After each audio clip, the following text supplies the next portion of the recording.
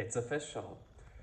As the Florida State House and Senate met for a third special legislative session, they have now decided to approve of a ballot measure that will require voters to approve or disapprove a proposal to lower property taxes for Florida residents.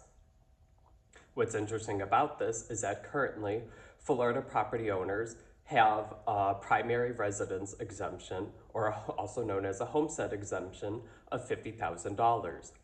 This ballot measure would increase this to $150,000 as of January 1st, 2027, and to $250,000 as of January 1st, 2028. The ballot measure will require 60% of voters to approve of it, meaning this is a relatively steep percentage who will have to vote in favor if they agree with this proposal. While some are excited about this proposal has also drawn a lot of criticism.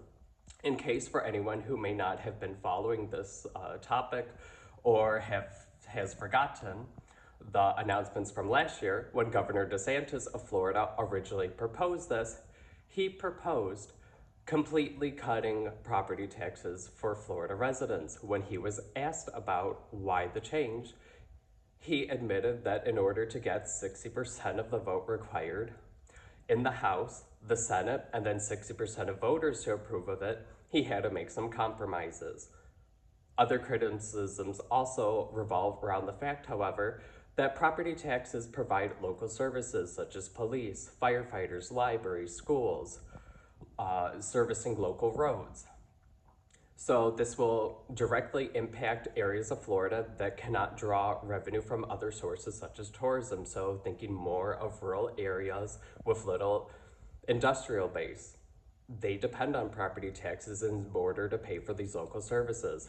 On the other hand, it's very understandable that people are excited to pay less in property taxes because of this argument that many Americans have been having that you could pay your mortgage off and yet essentially you're required to rent your land from the government, or you could be kicked out of your house and lose your house.